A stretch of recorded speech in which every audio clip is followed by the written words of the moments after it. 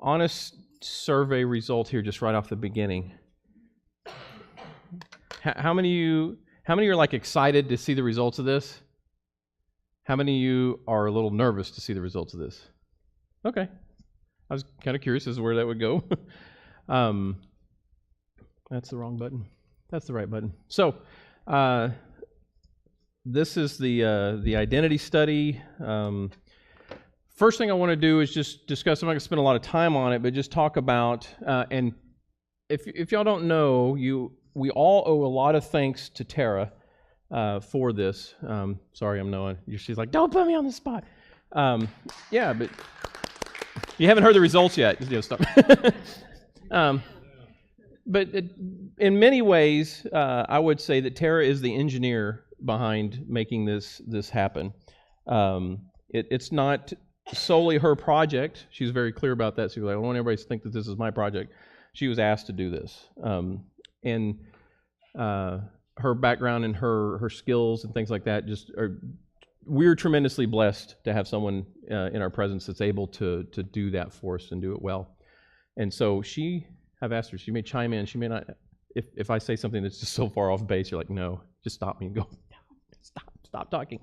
But just real quick, I wanted to make sure you know, I'm not going to go into details about demographics, but one of the important things when doing a survey like this is trying to determining whether or not there's been a good enough sample size for the size and makeup of your organization. Obviously, our organization is the church here at River Park.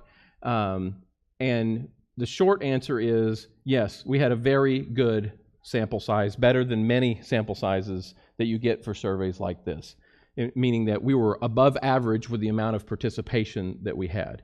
And that participation was diverse. There was almost an equal balance of men and women, married, not married, kids, not kids, old and young, things like that, across the whole thing. If you remember, we had the teenagers took part of this too, right? Yeah, I'm trying to remember. I don't have the numbers in front of me, but yeah, the teenagers took part of it. So when we're getting all the way down from the teens all the way up to some of our oldest members. So it's great that what I'm presenting tonight, the results of the survey, are a very, very, very, very good representation of how we feel about ourselves. Meaning that if we were to do this survey again and get 100% of everybody involved to do the survey, we would most likely come up with the exact same results. So that's kind of what I'm getting at, okay? If you remember, there were 3 questions at the beginning, and they had to do with this. Here's kind of who we are on an average day. Here's who we are on a bad day. And then this other question was ideal day, like who we hope to be someday. So I'm just going to kind of go over those. We may do some discussion on some. I know there's one part that I specifically am going to ask about for you to provide some written feedback on. And the reason for that is when we get into bad day discussions, I'm not sure if this is the best setting for us to start throwing dirt around about the things we don't like. Because I don't want everybody to gang up on Jerry Don. That's just... But I'll head the committee if we need. Yeah. But you can understand how that might be sensitive depending on who you are and what is said. So let me just kind of click through these. And I don't know, I have no expectation of this taking the whole time. Average day. So the first question was, on an average day, like right now, who are we? Who are we? What are the traits? What are these words? And if you remember, we had to pick from a big list of words. How many words were on those? Like 40? 60. That's why it took so long. So like 60 words, we had to narrow that list down to 10. And so all of what I'm going to be displaying tonight are the averages. This is what rose to the top. And so these 10 words are the ones that we initially picked up as saying this is who we are on an average day. Laid back, likable, kind, easygoing, non-judgmental, giving, helpful, polite, sincere, and sympathetic. But the next step we had to do, if you remember, we had to narrow that down to 5, right? And so what happens in that process is each individual's got to make a choice. I've got to sacrifice some words to keep other words. And that increases the value of those words as you go through this process. And so those are the words we lost. People said, in order to keep laid back, likable, kind, non-judgmental, and giving, I'm going to have to sacrifice easygoing, helpful, polite, sincere, and sympathetic. So those 5 now raise to the top as more indicative of who we are, more descriptive, more specific, right? And then so we had to do that again. We had to narrow the 5 down to 3. And so here's the words that we lost in that. So in the end, we came up with these 3 words. These are the words: we're laid back, we're non-judgmental, and we're giving. On an average day, today, this is who River Park is, okay? There is within this study a little bit of ambiguity. Like when we say giving, what do we mean? Do we mean we put a lot of money in the plate? Do we mean we give a lot of our time? Do we mean, what other ways are we giving? I don't know. But you kind of see there, and that's why a little bit later I'm going to ask something specific about one of the bad words, the bad day words, so that we can kind of better understand. Now, tonight, let me say this while we're pausing here for a second. Tonight is not intended to be the last discussion on the matter. All right, here's the results. We may mill around and talk a little bit when we're over, and that's it.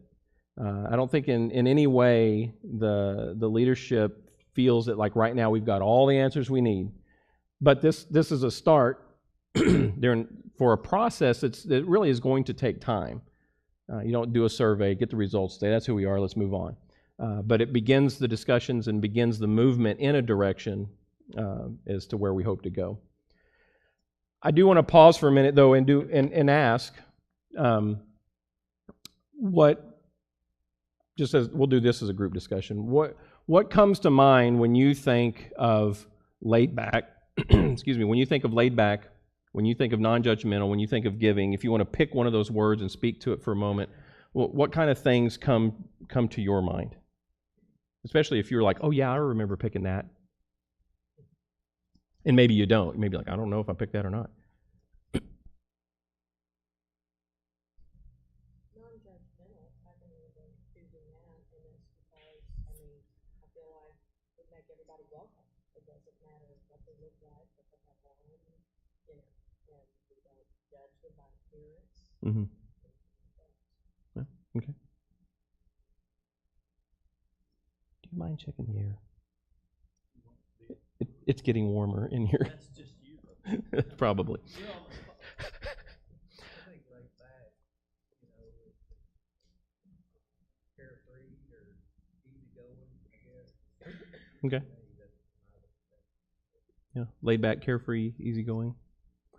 I'm going to say these again because we are recording this for, if people couldn't be here, that we could provide it to them. Leanne said non-judgmental, that we don't judge people when they come in the door by how they look, by what they're wearing and things like that. Did I capture that right? Yeah.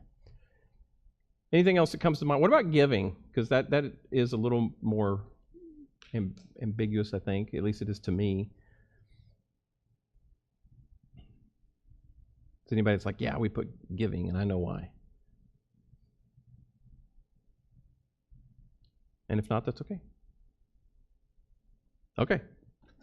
I'm not gonna press it too hard. So for a summary here, a summary statement, I'll just read this. I don't know if you can see it or not. The rise of giving and non-judgmental. So when we say the rise, as words got sacrificed to keep other words, these words rose. The rise of giving and non-judgmental, along with the fall of likable and easygoing, points towards a group who values creating a fun, comfortable atmosphere, but are willing to sacrifice some comfort to facilitate selflessness and acceptance. So that non-judgmental thing is like we're willing to sacrifice some comfort in order to keep that non-judgmental aspect of who we are out there. Any questions about that? If I don't think I've said this. If you have a question, just throw it out there, okay? I'll keep saying any questions, but if you have something you want to say, please don't hesitate. Unless it's mean and nasty about Jerry Don, then we'll just hold it. You're my scapegoat tonight, Jerry So the next thing was ideal day. The big thing with this is who we hope to be. This is aspirational. This is we're not quite there, but I really hope this is who we are, or this is who I hope we will be. And so the 10 words that came up there were passionate, non-judgmental, generous, trustworthy, dependable, fearless, proactive, sincere, helpful, and courageous. And I don't know if you kind of get a sense here, if you see it, there's a little bit of shift towards more active kind of words, right? More active. Now, I don't know if that's in contrast to how some could, I don't want to put a definition here, but laid back could also be, I don't want to say apathetic might be too strong of a word, but that we're just kind of here. It's kind of whatever. Whereas these words speak more of being active. But the same thing, we had to take those 60 words down to 10, and then we had to take those 10 down to 5, and so we had to sacrifice some words as we approach closer to, no, really. It's like asking this question, why, 3 times. Who do you want to be? I want to be this, this, and this. Well, why? And as you ask why, it gets a little more narrower, and as you ask why, it gets a little more narrower, right? So we had to sacrifice some of these words to get to these: non-judgmental, passionate, fearless, kind, and sincere. And then again, we had to sacrifice some, and I think this is the list. No, I think maybe it's the next one. There's one list where a word, like we had 5 words, and there was a word in like 6th or 7th place that after we sacrificed a couple, it actually came into the list. You'll see that in a minute. But so, who we say we want to be, who we aspire to be, who we either hope we are now or hope we will be someday, is a people who are non-judgmental, which was part of who we already said we were today, which is encouraging. But we also want to be fearless, and we want to be passionate. What comes to your mind? We've already kind of talked about non-judgmental. What comes to your mind when you think about being fearless or being passionate? And in general, you can speak in general. You don't have to be specific, or you can be specific if you want to be.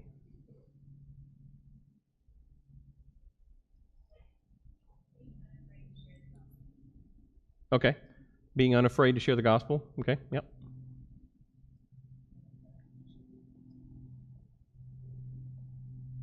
What else? What'd you say? I was having to repeat. Oh, okay. Don't keep it to yourself, share it. Say the first part. A want to versus a have to. Okay. Yeah. I want to do this. I want to do this. So, yeah. In some ways, we want to be people who want to fill in the blank. Right. Yeah, that's good. Anything else? Are there any different thoughts on non-judgmental in this view of aspirational? I feel like non-judgmental means that we're here to accept people as they are, even if they do have sins. Like, we're not going to say that you're not welcome here, or that you can't be in our group, or anything like that. Okay. You can acknowledge the fact that everyone makes mistakes without putting blame on them for that. Okay. So what she said is accepting people in spite of the fact that they have sin in their lives. Help me if I'll say it different, but that I don't say it wrong. That we accept people that they have sins in their life because we are also sinful. It doesn't make, and I know you didn't say this at all, but I think it doesn't make sin okay. But it means we don't shun them because they have a sin that's different than ours. Or maybe we don't shun them because they have a sin that's just like ours, and I just keep mine a little more, concealed than they do. Because if they get found out, I might get found out. I'm totally taking what you said, down the road a little bit. But does that sound? I'm looking for head nods. You can nod your head this way if you want. If you're like, well. I think,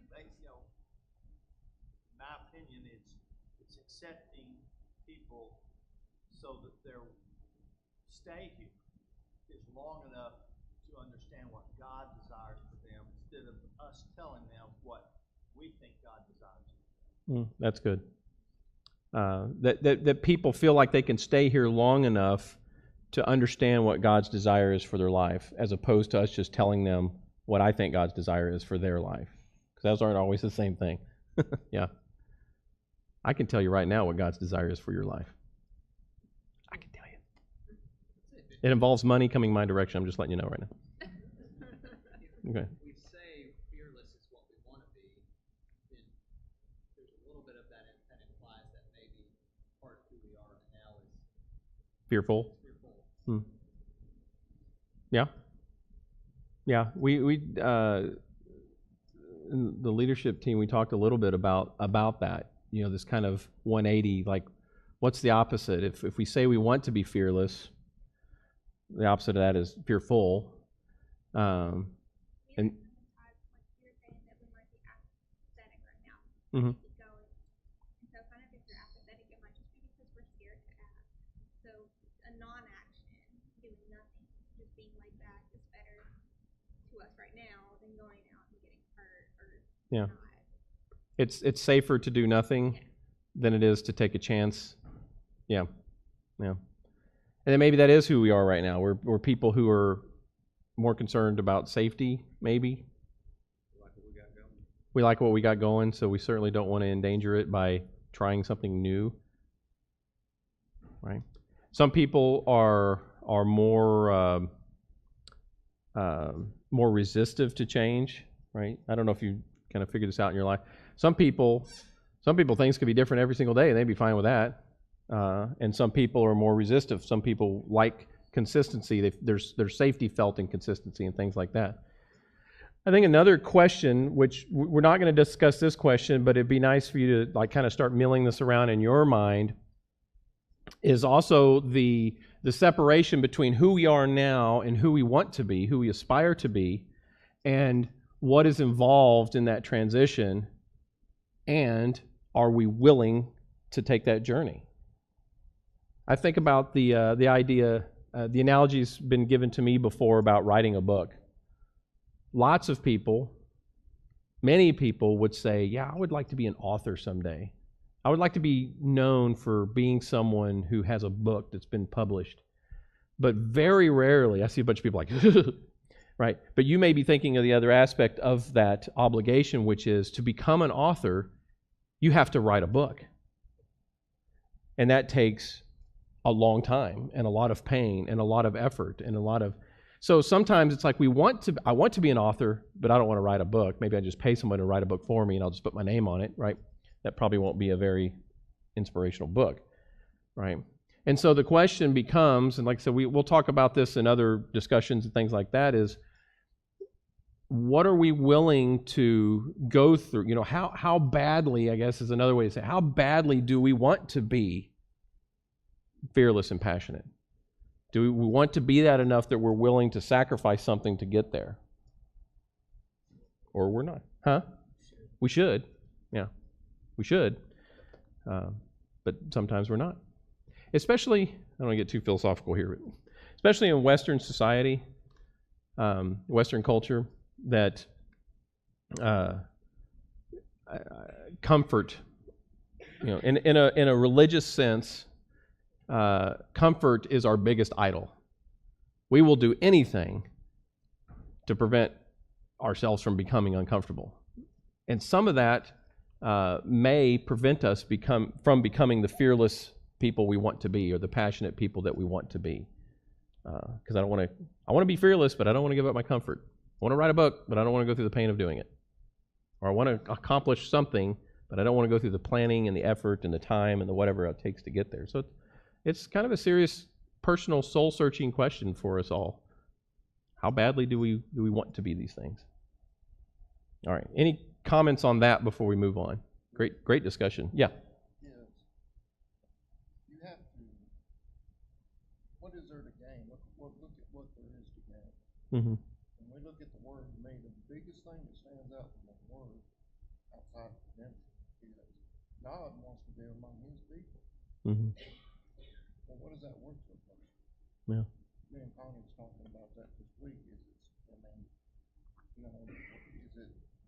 giving up some things to live in his presence. I mean, we're talking, does God like to be with us? That's a good question. Does he like to be with us? I think the answer is yes. Is he obligated to redemption, or does he just want to be around us, hang out with us? Yeah. What's that worth to us? Yeah. I think what I really like about what you're saying. So some of what he's saying here is about, what is it? Again, help me if I don't get it right. But what is it we want? And some of that is hopefully as people of faith is that we want to be in the presence of God. We want God to be with us. And some of that may ask, what am I willing to give up? You go back to like the story in the garden, Adam and Eve. One thing, just don't eat of that tree. Your life will be better off if you don't. But their self-desire to fulfill something else outside of God became this thing they were unwilling to give up to maintain a relationship with Him. They were more willing to do this. But I also think it's kind of neat that what you're saying, I think, is sort of connected to what Sarah was saying about. Good grief! I just lost it. What did you say earlier? Yeah, this kind of want to thing. Cher always tells me to redo this sermon I did a long time ago. It was called "How Big Is Your Want To?" That was the title and the impetus of this, the whole idea behind the sermon. It was like, how big is your want to? I mean, we say we want to, but how big do we really want to? And so I think those important questions to ask as we think about that. Again, as I keep saying, partnering with God, partnering with Jesus to make the world a little more the way it's supposed to be. How bad do we want the world to be a little more the way it's supposed to be? And are we willing to be more active in participation with that, or chill out and be passive about it? I don't know. Okay. Yep, go ahead. Oop. No, I'm hitting the wrong button. This computer does not control that screen. So these are in order. These are in order. Non-judgmental is at the top, fearless was second, passionate was third. So more of us said that on our best day we're non-judgmental more than we're passionate. On our ideal day, who we hope in the future that we will be more judgmental than fearless or passionate, but they're super close. Yeah. Do you remember, Tara, how far off they were? Yeah. She's got the raw data. Because sometimes things are like off by 1 point. Yeah. And so the differentiation is negligible. So Fearless and passionate is tied, and non-judgmental is 2 more than fearless and passionate. so real close. Real close. Yeah. So I think it's safe to say we want to be all 3 of those. That close. Good? Still thinking. Okay. Yeah, and again, like I said, this discussion is not the end of the discussion about all this stuff. This is an exploratory process that just takes some time. Again, yeah, go. Well, okay, then I'll say a little bit. So what is our deal with being non-judgmental? What is our... Why is the concept of being non-judgmental more important than our passion? So as someone who wasn't a Christian, one thing that kept me from diving deeper into spirituality was the fact that people would only see that I wasn't adhering to their rules. And so before I could even care about someone being fearless or passionate for me, if they're not going to give me the time of day because I don't adhere to their rules, then it really doesn't matter how much they care.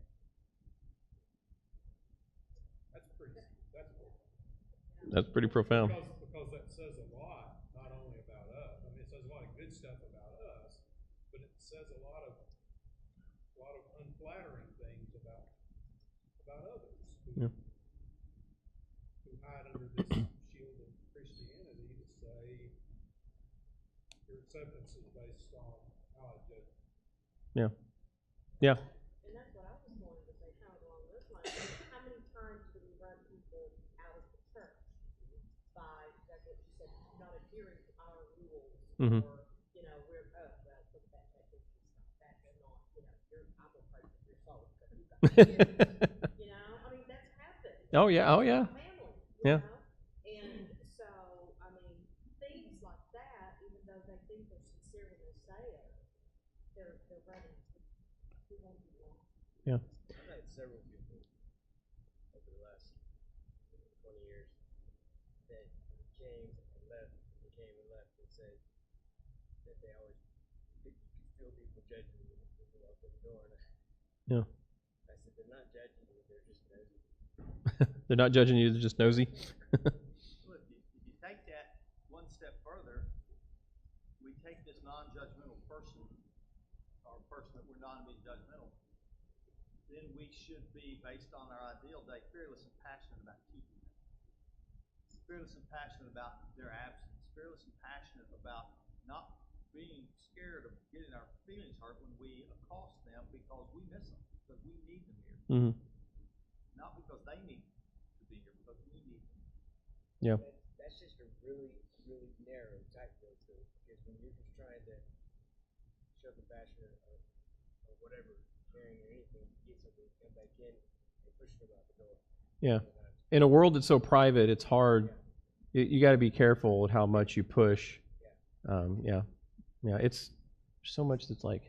If you're passionate for someone that you can learn how they would respond. Being passionate doesn't always mean being overly enthusiastic or right up on them at all times. If you're truly passionate, like caring for someone might be a better word, Right. then you'll know if they are introverted and need to have time alone.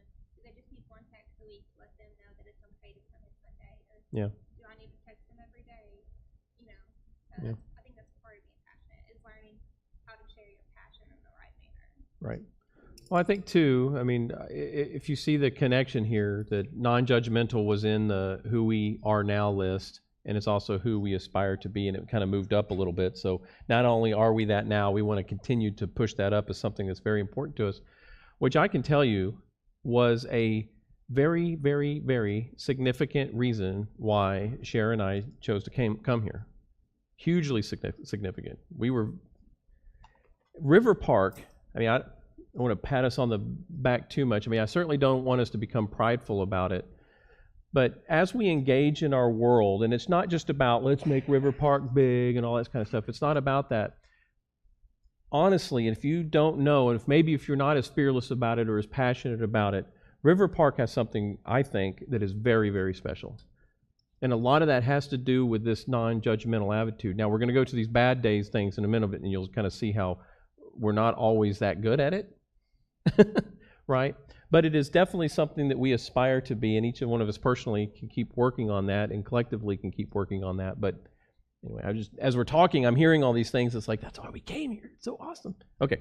We came here because we wanted to get away from religious rules. Yeah. That doesn't do anything. Right. And River Park to us was passionate. Yeah. And is passionate that Jesus Christ is the way, the truth, and the life, and there is no other way. Yeah. It's through Him. Yeah. Yeah. So this sum up here at the end here, this ideal day, the marked increase in frequency of the active terms over the passive shows an aspiration towards engaging, passion-filled experience that maintains this approachability, this non-judgmental, through creating judgment-free spaces. So again, I think I already mentioned that. There's kind of this shift from more passive terms to more active terms. Okay, let's talk about the bad day. Okay. So we started off with stubborn, secretive, idle, vague, indecisive, inconsiderate, thoughtless, cowardly, defensive, and impatient. That's where we started. Out of 60 words, these words begin to dial in on who we are when we're not at our best, right? Again, we had to sacrifice some words to continue to dial in a little bit closer. So there's the words we lost and the words we kept. Idle, secretive. Yep. I'm trying to get that. What do we lose? Stubborn, indecisive, thoughtless, cowardly, defensive, and impatient. Oops.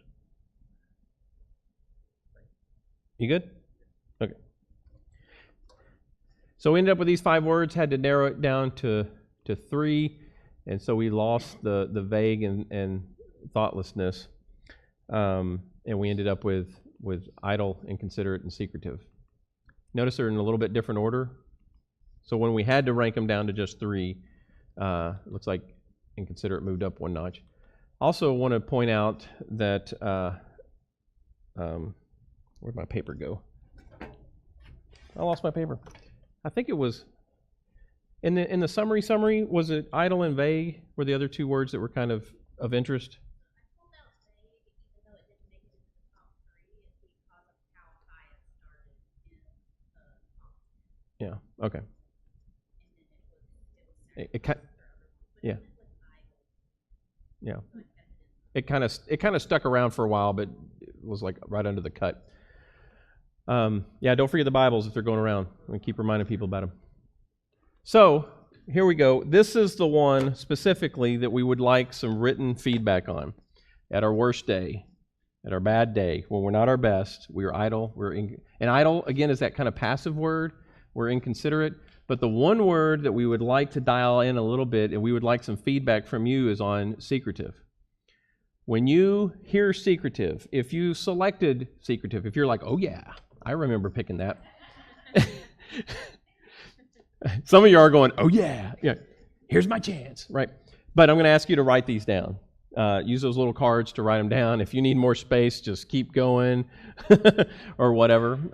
Try to write clearly. If you're a doctor, Madison, please don't use prescription writing. Yeah, I know. Well, do your best, okay? All capital letters, maybe. Type, print slow. But what do you think of? Is there something specific? I don't want to give any examples because I don't want to lead your thoughts. Is there something specific that comes to mind? Is there a particular behavior that you've witnessed? Whatever it is, if you selected secretive, then hopefully you remember and you know. If you didn't select secretive, but you're going, I can see that.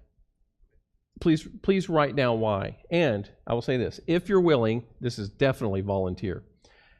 Put your name on it if you're willing. And here's the only reason I'm asking for your name on it.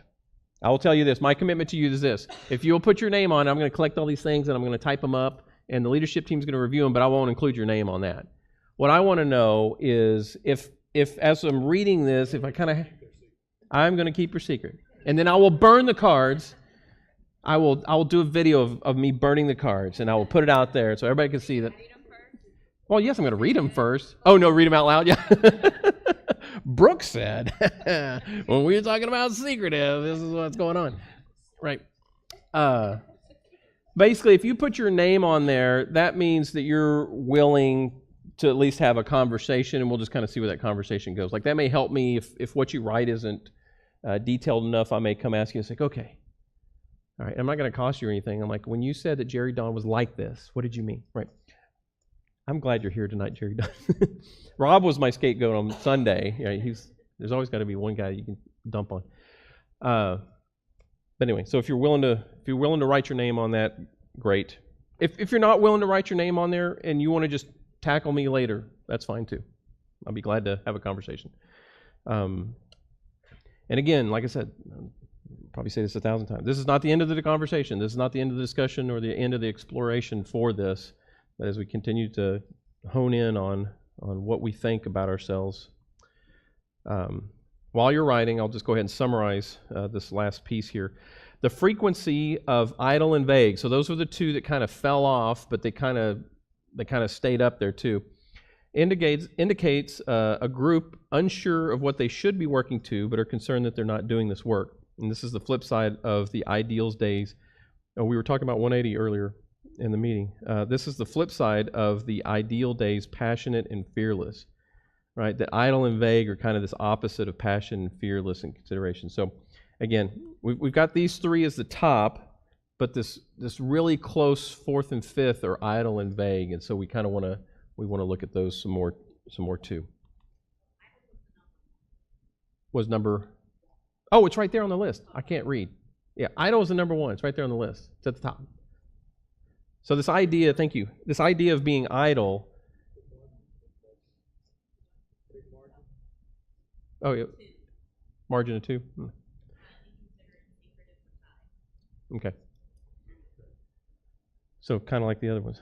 Well, yeah. So there is a sense. I think I'm saying this right, that at our worst, when we're not our best, when we're having a bad day, when we're not everything we should be, one of the characteristics of that is idle. Again, this is kind of a passive word that we're maybe the idea here is I'm speaking, but is too passive. Okay. I'm going to go on again because this is one I'm not sure that having a large group discussion like this will be healthy. We want your feedback, right? We don't want to be secretive about it. We want your feedback, but we want to allow you the privacy to be able to do that feedback well. We want you to be as secretive as you want to be while also providing it. Okay. But again, in the future, whatever we get from secretive as we could define that, my hope is that then that will come out. So we can say, okay, we've heard from you. We understand this is how you feel, what you feel secretive is, and here's how we think we can change to be better at that. Like better at not being secretive. Okay. So just a quick review, and then I'll go into one other thing, and we'll be, I guess this is going to take all the time. This is the three lined up, if you just want to look at them again all together. Average day, right now, kind of who we are. We're laid back, we're non-judgmental. I had to abbreviate to get it to fit. And we're giving. But at our worst, we're idle, we're inconsiderate, and we're whatever secretive means that you're giving us feedback on now. Hey, can we get... Ed, would you set one of those baskets just on the table, I guess? What's the best way to turn these in? You can come give it to me, or you just put a basket on the table there, on that round table, and y'all can just drop your cards in there. Or you can come give it to me if you're afraid someone's going to see you drop it and see your name and see 3 words you wrote. Okay.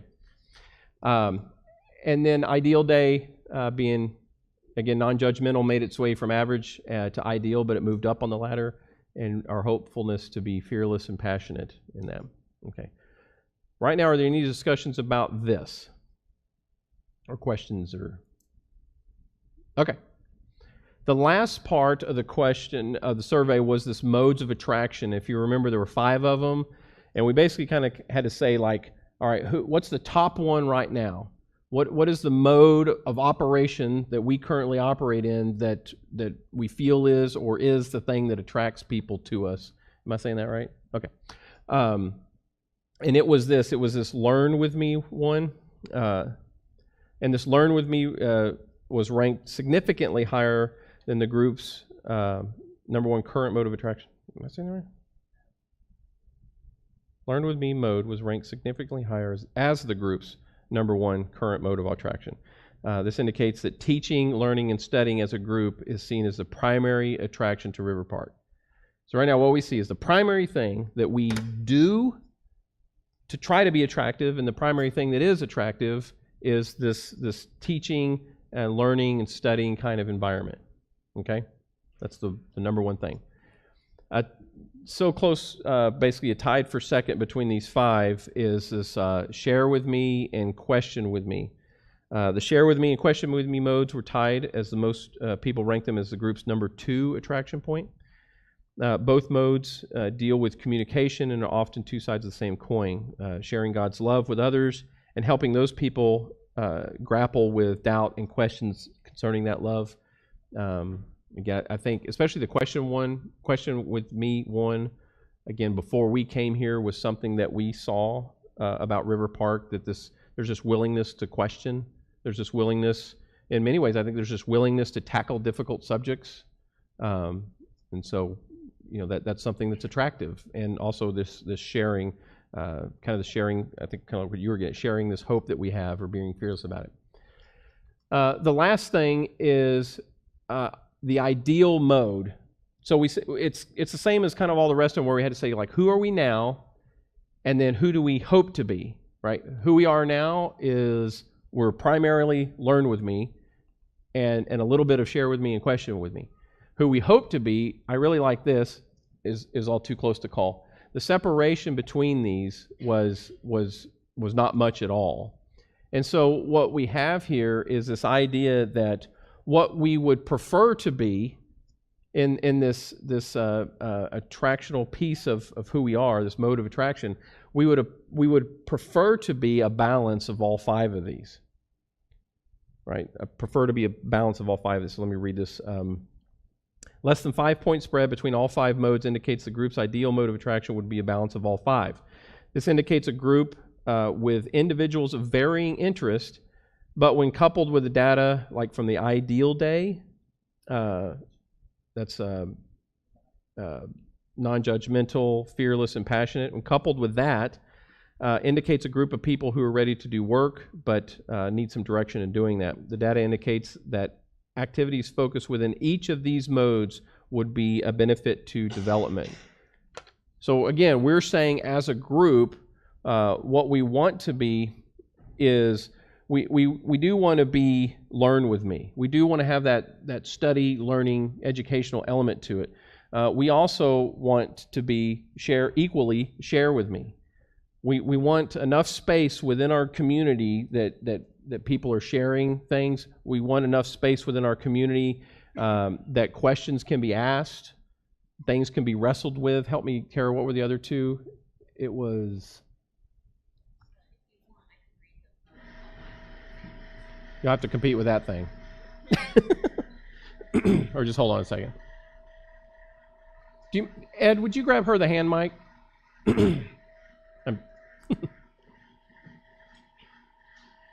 Just so we can all hear you. Check.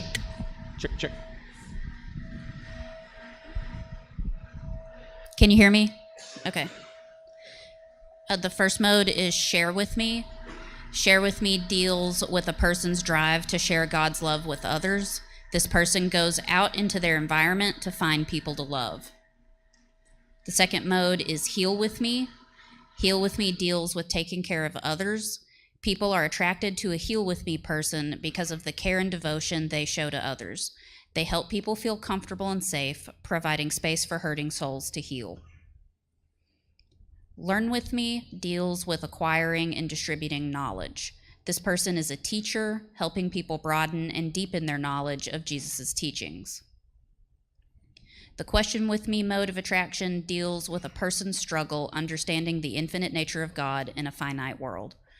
This person helps others face their doubts, wrestle with faith questions, and creates a safe space for spiritual exploration.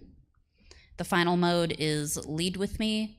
Lead with me deals with a person's ability to empower others to work for change. This person helps others identify their strengths and finds a place for them to apply those strengths for the good of the church. Okay, so our desire is to be a balance of all of those, which I'll tell you again, in many ways, I find very encouraging. Because I think, and I don't know if that's just the mix of our personalities coming out, that may be it, but I know you can get like, which may be the way we are right now, maybe a little heavily tipped, one direction. Like if my thing is the teach with me, if my thing's the education, the knowledge and stuff like that, it's like, yeah, that's what we need to do. We just need to teach more, teach more, teach more. It's like, well, yeah, some people just need a hug, right? Some people need a hug, right? So maybe, and of course you might have the other person like, we just need to hug more. We just need to hug more and hug more and hug more. Who cares what they know? Let's just hug them to death, right? So what we want to have is this balance between all 5 of those, and I just find that really encouraging, including with a little bit of humor. We should have had a humor category. It's like, we want to be funny. Let me close here with just, I don't know if you can read that or not, but I'm just gonna go ahead and read it. I know one of the things like how to be a good classroom teacher is to not read every word of a slide. I understand that, but I'm going to read them anyway just because. So here's kind of call it like an executive summary or these trends and key points here. So from average day to ideal day, the group had a clear trend from passive words to active words. Right? The ideal day data paints the picture of fearless, passionate person who creates safe, non-judgmental spaces. This appears to be the aspiration of the group. And again, there's kind of the underlining questions like, how bad do we want that? The bad day data indicates a perception of secrecy in the group. This data point requires further analysis, which is why we're asking for your input. And so if you haven't done that, please keep writing. The upward trend of idle, which was ranked top, and then this highly ranked of value in the top 10, top 5 indicates a group that is a little confused about what they should be doing or feel that they're currently misapplying their efforts. So it could be either we don't know what to do, or maybe what we're doing is not taking us in the direction that we want to go as a group, maybe. And then last, the modes of attraction tend towards a balanced use of all 5 modes. This indicates a group of diverse interest, possibly answering why vague and idle rose to the top in the bad day data. So we'll conclude with that. It's 7:26. That is the results of the survey. And again, I want to say that I encourage with myself or with the elders to continue to have discussions, to continue to have feedback, and to be open and to be honest while also being loving and caring and compassionate and kind. We can be honest without being abrasive. So we want to continue to have these discussions and continue again to hone in and understand what this survey is telling us, and what we as a body here, where we see ourselves now and where we hope to see ourselves in the future. That the goal is to do better, right? We want to do better. And so our hope and desire is that this is going to be the starting block of getting us towards that. Okay? We're done.